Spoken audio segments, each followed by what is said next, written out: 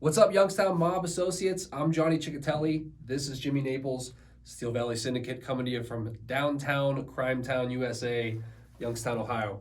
How's it going, Jim? Hope you're doing well. Doing great. How about yourself? Pretty good, actually. You guys got me today. I'm rocking the Jim Traficant Beam Me Up shirt. I want to give a shout out to Ariana Traficant. That was a great gift. This is the Youngstown Clothing Company, guys. Very cool design. We're working on some stuff as well. Yeah, we got 8 T-shirts that we're trying to get to you guys. We're just waiting on that licensing. As soon as we get that, some original designs. I like them. Yeah, it's gonna be. You guys are gonna love them. And I know I posted that picture of that Briar Hill T-shirt on there. We're working on getting one of those done up, so that we can get that to you as well, because I know everybody's been asking about it. So we're working on that. Yeah. So we don't forget about you. Trust me. Yeah, absolutely not. And, this shirt actually got me thinking about some other stuff. A friend of mine posted and put up a picture of a picture from the Jim Traficant reunion that some folks in his family did. Yeah. And they took a picture because there was a lot of memorabilia on it. It was pretty cool. Yeah. A lot of cool stuff on there. We've actually got our hands on some cool stuff. Yeah. As far as the Traficant. Why don't you show them? Portraits go. Yeah, here you go. So check this out, guys. We've got a few of them. When he learned to paint in prison, he started with horses. Okay, so if you could check that out, that's a pretty good one. He got pretty good. He did a lot of, a progression of his skill set. Yeah. While he was there. So this one's pretty cool. Look at this. It's like Lenny Kravitz. What he says on the back there. Lenny Kravitz. This one's cataloged. These are some great pieces that he did. There's actually, this one's pretty cool too. This was The Preacher's Daughter. Check that one out. So there's, some pretty cool pictures, some paintings that he did. Yeah. And, we a friend of ours kind of gave us a bunch of them, and we said, okay, what should we do with them? What do you want to do with them? Do you want to auction them off? We can, give them to like our 1,000 subscriber. We could do something like that. Yeah. There's a lot of things we could do. So let us know, guys, what you want us to do with them. We'll share them with everybody. They're really cool stuff. We're looking at more stuff as well. If you've got any old cool artifacts, things like that from this group that you think will work, send it our way. Yeah, hit us up. I posted that picture of the old Rocco Mico ashtray. If you got little stuff like that laying around, that's got, maybe names of places on it or things like that. Rocco Mico. Yeah. From Camel. Right. So there's he used to he had a little store that they ran the number out of, and it was basically like right across from the courthouse and the police station. Yeah. So there you go. And he was the mayor of Camel. Yeah. So for many years, there's some good stories there. Every little piece that we find has a good story. So, we're interested in that kind of stuff. We hope you guys are too. We're pulling out some posts of the week. What do we have this week? And by the way, how many people are we up to? 22,000. 22,000 people. Yeah. That was pretty quick, guys. You all joined the group. Now let's do something with this group. Let's grow to 50,000. Let's keep going. So invite your friends. Invite anybody you think would have an interest in the group, of course. And we welcome everybody. So this week, our post of the week is from Dawn Corbett. Now, a lot of you on there, Dawn posts a ton of great stuff, right? Yeah, lots of it, yeah. So one of the ones that we picked out was his one that he had with the Jungle Inn. Yeah. And the death of Mike Farah. So it kind of went together. The first part of it shows the aerial view of the Jungle Inn where it was. If you go out there now, it's just an empty lot. Yeah. But there's still some concrete and stuff in there, from when they tore it down and all that. So you can see some of that. Always thought maybe go out there with a metal detector, maybe find some old coins or something.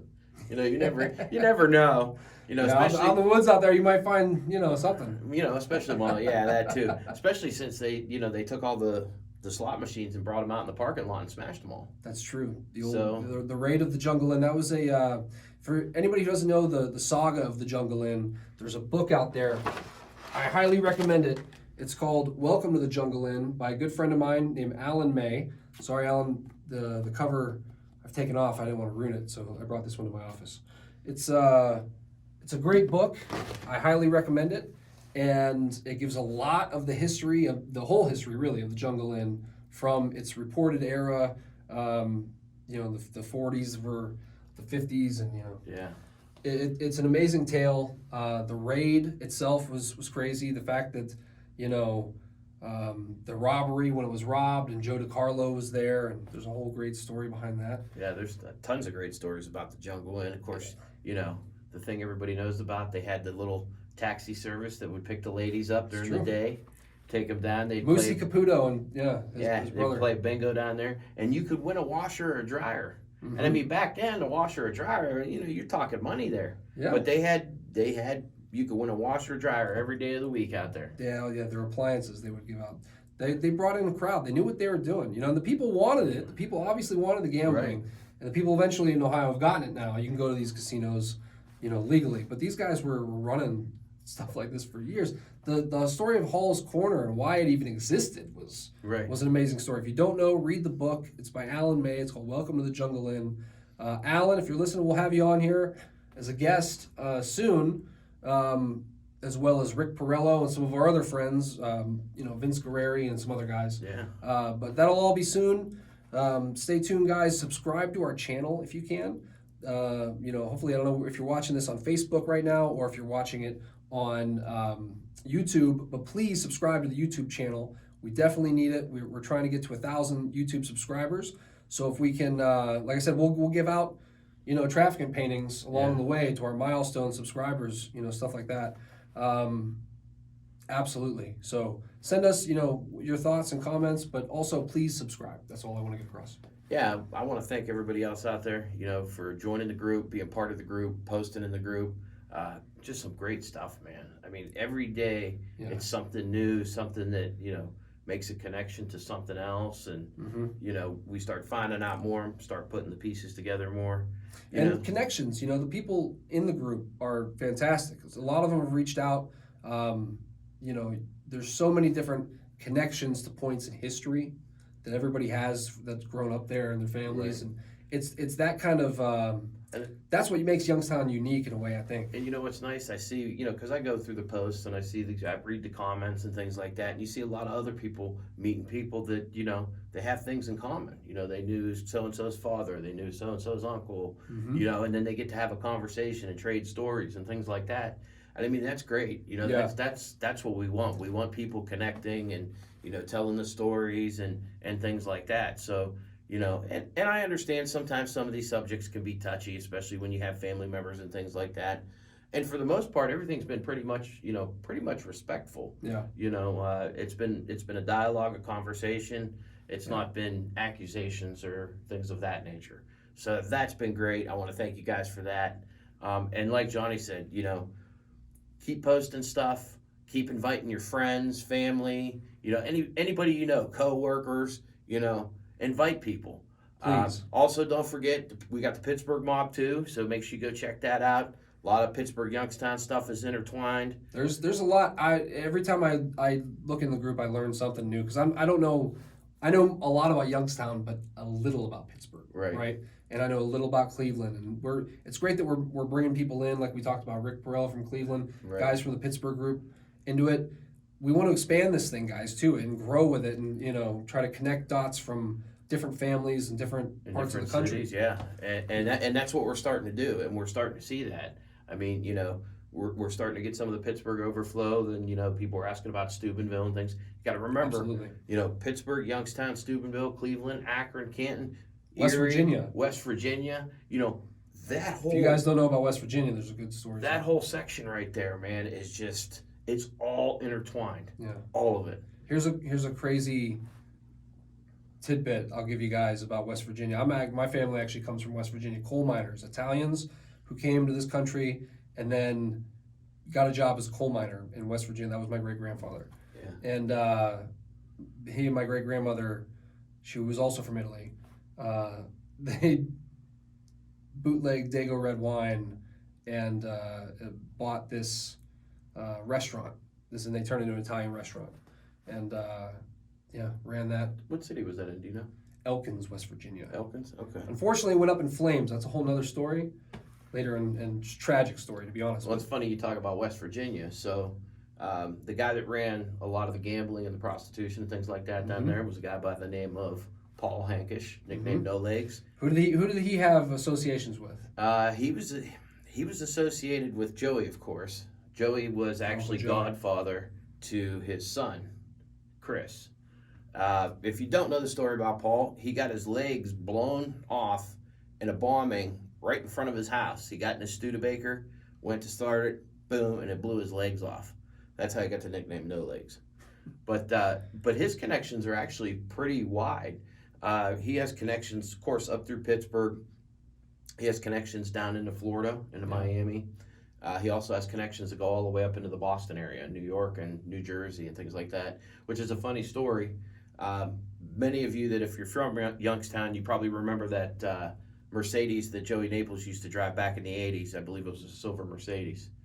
So the FBI... That Frankie Susani will tell you he did not drive anything less than 25 miles an hour over the speed limit of wherever he was. Yeah, so he had this Mercedes, right? And for like 2.5, almost 3 years, the FBI was trying to get him on this thing being stolen. They were trying to prove it was stolen because then it was receiving stolen property, and it was such a high value they could probably get 10 or 20 years or something, out of it. So they tried and tried and tried. Well, they researched, so he bought the car from No Legs down in West Virginia, okay?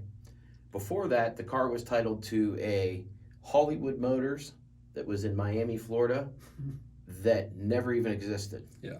So, because they had contacted, Florida State, of Commerce or whoever they find out about businesses. No such business ever at that address. No such business in that name ever registered, right? Yeah. So then you trace the car back before that, then it comes to a dealership that was in New Jersey. This dealership is still in business, and it's still owned by the same family that owned it back then. Wow. And then if you track it back before that, it goes to North Carolina. But there was no way for them to ever prove that it was stolen. The different rackets that the guys pulled over the years, there's so many different rackets that organized crime infiltrated. There's just reading, you'll read some good ones in this book. One of the ones I just pulled it open to was Tony the Dopes Del Sander's insurance scams that he ran on a dentist ring out of Warren. Yeah. It's and what's funny, these guys, I mean, they came up with these things. Or a lot of times they'd have somebody come to them and because they knew how to execute these things, they were the guy to go to get it done, right? Yeah. You could do a different show on a different racket every, there's really a big possibility. And we what's could really do funny, Johnny? Yeah. Look at these different rackets. Let's talk about the insurance fraud one, right? Yeah. Okay. Really, if you think about it, all the government did was take that insurance fraud scheme, bring it into the government, and find a way to make it legal. Exactly. Prescription pills are like the perfect thing because you have that middle guy that sets the prices. Yeah.